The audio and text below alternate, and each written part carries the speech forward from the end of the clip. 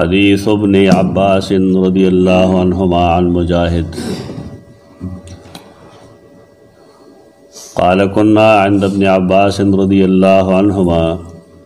فذكروا الدجال أنه قال مكتوب بين عينيه كافر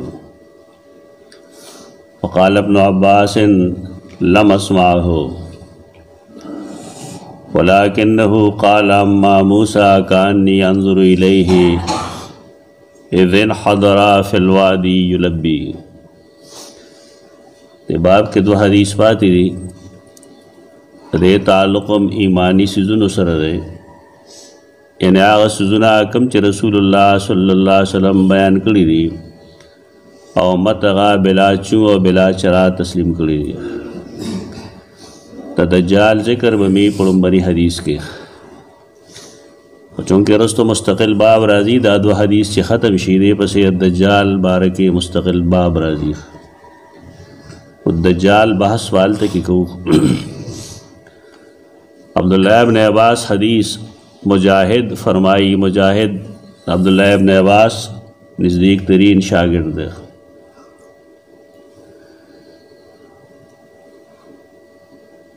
تابعی دے عبداللہ ابن عباس نا تفسیر نقل کولو کے دیر محتاط تابعی دے حافظ ابن تیمیہ رحمہ اللہ لکھ لی کہ اذا جاءک التفسیر عن مجاہد فحسبک بے کم حدیث چتاتا دا مجاہد نراشی دا مجاہد پسند بانے اور روایت نقل شی فحسبک بھی نطالعہ کافی دے تو دے خبریں نا بعد خلق دا مطلب اغسط رے چے گندے دا مجاہد نا تفسیر پا باب کس غلطی نہ دشوی لوے نلوے سڑے وئی لیکن انسانان خطاگا نکئی سب علمین نوشی صدا زدہ و دا عناد دا وجہ راشی دا پختو دا غیرت دا وجہ راشی دا خطانا معصوم صرف انبیاء علیہ السلامی دا غین علاوہ دا بلچا پا بارک دا نہیں دی ویل پکار چیزانا غلطی نکی گی خلق پا دے خبر پوئی گی نا دا انسان عام حالاتو تا قتل پکار دی چی داغا اکثری اعمال سنگری نو کدے یو سڑی اکثری اعمال خین منگوائیو داخر دو گناہونا درے گناہونا سلور گناہونا تقریباً ہر بند گئی دا حال دا علم ہم دے چلوین الوے عالم بئی لیکن دا غین خطا سرزد شی بعد خلق ہر سڑے تو نبی کریم صلی اللہ علیہ وسلم پا مرتبہ کی نہیں او خیال دائی چا دنا سا خطا نہیں شویخ دا سے نہ خبرہ و دے سر دام یاد ساتل پکاری چا دے یو سڑی خطا ثابت شی نو دان دے مطلب چاگا جاہل لے بیلم دے دوال مدل لے گمراہ دے دا دا بیدب خلق و طریقی انسانانی خطا گانی کی سہ ارادی طور کی سہ غیر ارادی طور شی سب علمے پا بنیاد راشی سد زد پا بنیاد باندے راشی سب چارگان استدلال کی خطا شی مدغشان مجاہد دے لوے سڑے دے چکل آغا تفسیر نقل کی نفحسبک بے آغا سینے سرو لگوا لیکن دا غیب باوجود محدثین دالی کی چی دا مجاہد یو دو غلطے دی و آغا ناقابل معافی دی ورہ لوے سڑے دے لیکن خطائے خیخ خطائے یو دارا چی قرآن مجید کے دا بنی اسرائیل مبارک اللہ فرمائے لی دی چی اللہ دا دینا شادوگان و خنزیران جوڑ کرل کلے چی دی دا اللہ و دا آغا دا رسول نافرمانی اکڑا خطول امت کے مجاہد یو آغا سڑے دے چی آغا داوی چی نا دی شکلونا نو مسخ شویخ دی اخلاق دا شادوگان و دا خنزیران و پشان شو دا خبرہ پخبر دا قرآن خلاف دا قرآن فرمائی جعل منهم القردة والخنازیر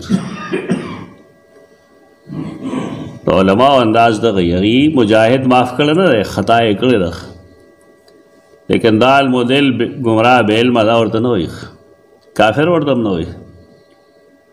ولې خطا شه په استدلال کې قرآن فرمایي دا چې موږ د هغې نه جوړ کړي دي دی وایي نه اخلاق یې دغه شانتې شو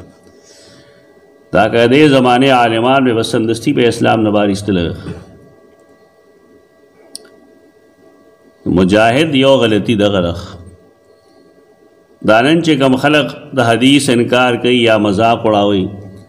یا دا وایي چې د هغې نه خنزیران شادوګان نه جوړ شوي هغې صرف د مجاهد قول پیش کوي خو دا هوښیارتوب خو نه دی چې سړی ټول امت کې د یو سړي خپې ونیسي یا نور پرېږدي دا نادرست طریقه ده دویمه دا چې مجاهد به دا ویل چې قرآن مجید کې کوم آیت کریمه دی عسى ان یبعثک ربک مقاما محمودا زر دا چې الله وتا مقام محمود ته ورسوي دا به ویل د دې نه مراد دا دی چې الله به خپل پیغمبر د خپل ځان سره په عرش کښېنوي دا صرف د مجاهد قول دی دا غلط دی الله په خپل عرش ځان سره څوک نه کښېنوي دا کم خلق چې لګیا یې نن چې رسول الله صلی الله علیه وسلم عرش ته لاړ او دا چلو شو دا چلو شو ورته ویل چې پیزار سره راځه دا ټول نه الله پیژني او نه دغه عرش پیژني دا خطا کېږي بیچارهګان مقصد د خبرې دا دی چې مجاهد لوی سړی دی لیکن له قولین منبوذین دا هغه دوه داسې اقوال دي چې منبوذ دي نه تسلیموي خلک علماء نه تسلیموي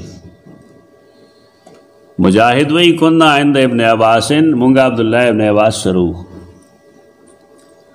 فذکر الدجال دجال ذکر شو حاضرین ناسو دجال ذکر پکې راغی او په کې یو کس دا ویل چې انه قال مکتوب بین عینیه کافر چې دجال د سترګو میانځ کې کافر لفظ لیکل دی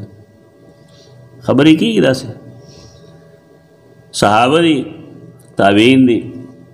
چې مونږ اورېدلي دي چې د هغه د تندي په میانځ کې د سترګو میانځ کې تندي باندې کافر لیکل دی فقال ابن عباس عبدالله ابن عباس فرمایل لم اسمعه دا خو ما نه دي اورېدلي د دې نه څه خبره معلومېږي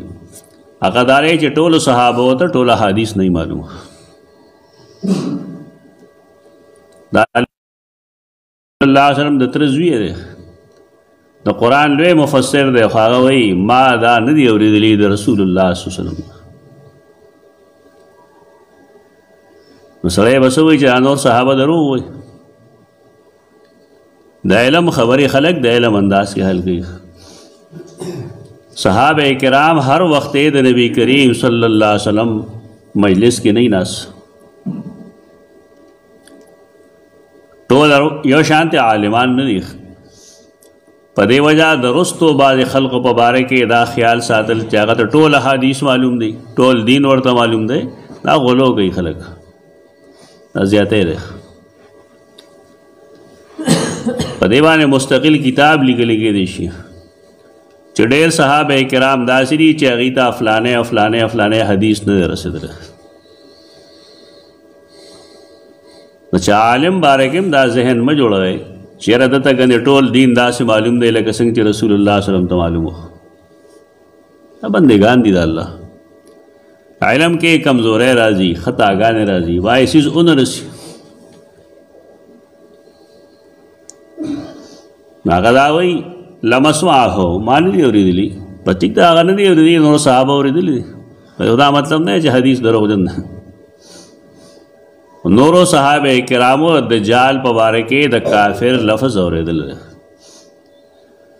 دی وی لمسمعه ما نه اورېدلي ولکنه قال لیکن رسول الله صلی الله علیه وسلم دا خبره مې اورېدلې ده فرمایلی اما موسی کانی انظر الیه اذ حضر فی الوادی یلبی موسی ما لیدو اگویا که زه وینم هغه اذن حضرا کله چې راکوزیږي فی الوادی په وادي کې انسان چې حج کوي او دی لړ شي هغه ځای ته کوم ځای کې چې حج کېږي د حج کارونه ټول په صفا مروه منا عرفات کې کېږي صرف یو طواف دی چې په هغه کعبه کې کېږي بیت الله کې کېږي نور ټول اعمال دا واده کې کېږي بار کېږي څوک چې تلي هغې وکتلي څوک چې نه تلي هغې دپاره دا ناشنا خبره ده پوهېږي پې هم نه چې موږ څه ویل غواړو لکه د باعثونو تعلق هغه علم سره نه وي پریکټیکل سره عملا چې یو شی سړی وکړي نو هغه ته پته لګېږي عمره ده د عمرې دپاره انسان د کعبې نه د بیت الله نه بار نه ځي هغه ټول هلته کېږي یو د حج اعمال دي د حج په اعمالو کې طواف او سعی دا په بیت الله په مسجد حرام کې کېږي او باقی د حج هغه نور ټول اعمال کا قربانی ده که هغه شپه تېرول دي په منا کې که هغه په عرفات کې ودرېدل دي که هغه واپس مزدلفې ته راتلل دي که هغه رمی الجمار دی که هغه قرباني کول دي دا څیزونه ټول واده کې کېږي د غر لمن کې کېږي رسول الله صلی الله علیه وسلم فرمایي ما لیده گویا کې زه هغه ته ګورم چې راکوزېږي فی الوادي په واده کې یلبي تلبیه وایي په دې دا سوال نه مه کوئ چې دا خو مړو څنګه راغی او دې نه دا معلومه شوه چې ګنې مړی پس د مرګه کور ته راځي دا ټولې د ځان استدلالات دي غلط موږ مؤمنان یو کوم شی چې ثابت دی هغه تسلیموو او په دې موږ پوهېږو نه په دې تفصیل هیڅ څوک نه پوهېږي دا ګپې لګوي خلک جنګ یې جوړ کړی بس ټیک ده رسول الله صلی الله علیه وسلم لیدلی دی راغلی دی ټیک ده زمونږ ایمان دی په دې باندې خو دې خو دا مطلب نه چې هغه راغی نه ګنې هر یو مړی دی راځي دا به دلیل غواړي د هر مړي راتلل دا دلیل غواړي ځکه قرآن فرمایلی دی وحرام علی قریة اهلکناها انهم لا یرجعون کله کا فیصله ده چې کم خلک مړه شوي دي مخکې دنیا ته واپس نه راځي اوس څوک راځي نو الله قادر دی او الله راوستی شي د دې دا مطلب نه چې هر مړه راځي په دې بنیاد باندې د مسایل سو بنیاد کې ښودل غلط دي دا بنیادي ګمراهي ده داسې ډېرې څیزونه قرآن او حدیث کې ثابت دي لیکن قواعد کلیات نه دي دا قاعده کلیه نه ده دارنګې دا دی چې ما موسی ولیده چې هغه په قبر کې مونځ کوه بس ټیک ده کوئ خو دې خو دا مطلب نه چې هر پیغمبر دې په قبر کې مونځ کوي یا هر مړی دې په قبر کې مونځ کوي هغې دپاره به دلیل پکار مسائل دوه قسمه یو هغه چې هغې کې عقل چلیږي قیاس پکې کولی شي او بعض هغه چې هغې کې عقل نه چلیږي ته عقاید وي عقایدو کې چې کومه عقیده راغله بس هغه عقیده ده هغې دپاره ته بل قیاس نشي کولی چې چونکې دغلته را خبره داسې ده لہذا دلته کې به هم داسې بنیادي غلطي د خلکو دغه ده د عامو مړو په باره کې دغه فیصله ده شهیدان هم پس د مرګه نه راځي احادیثو کې دا راځي موږ ویلي دی احادیث تفصیلي چې کله د بدر شهیدان شو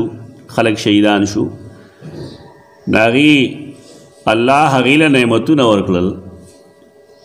بیا الله هغې ته ندا وکړله چې که تاسو زما نه څه غواړئ نو وغواړئ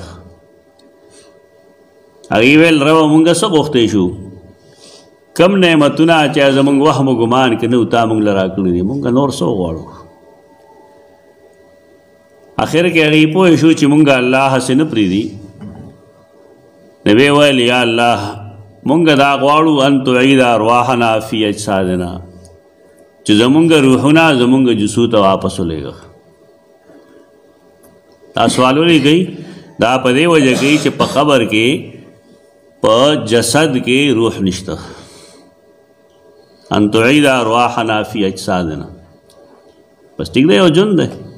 قرآن ویلی دی مونږ مؤمنان یو مونږ هغه ژوند تسلیمو لیکن د هغې په جسه کې روح نشته دی روح اعلی علیین کې دی د شهیدانو روحونه دا اعلی علیین کې یو مستقر د ارواح وي او یو مستقر د ابدان وي